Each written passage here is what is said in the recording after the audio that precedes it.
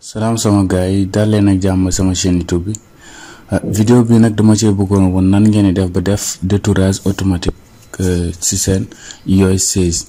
par exemple soo leen seetloo soo def Photoshop par exemple di def ay montage photo da ngay gis ne da ngay dem foofu perdre trop de temps pour détourer benn photo kese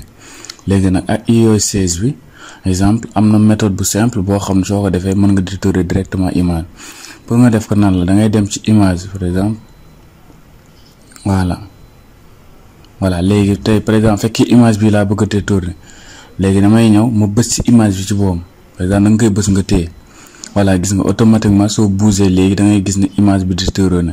léegi nag après yow yaay xool foo koy def léegi par exemple xaaral ma réduire man ma def ko ci note mais mën ngeen ko def par WhatsApp mën ngeen ko envoyer par WhatsApp mën ngeen ko envoyer fu leen neex voilà léegi man pour le moment note laa koy def note voilà léegi fii nii ma def nouveau note su ma neexee voilà léegi après ma bàyyi ko fii nii voilà léegi ma bàyyi gis nga automatiquement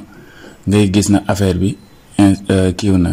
tegewu na ata amul benn fond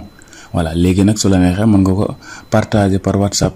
voilà mën nga ko partager par WhatsApp par exemple mën nga def nii WhatsApp mi ngi nii voilà par mail wala yow daal yaay xool fekkee da nga ko bëgg a def sa Photoshop pour après travailler directement ak image bi voilà nga xam ne yow détourer léegi duutu nekk sa problème lii daal méthode bu yomb la nga xam ne dina la tax voilà sa liggéey fekkee da nga nekk multimédia bi dina yomb la sa liggéey trop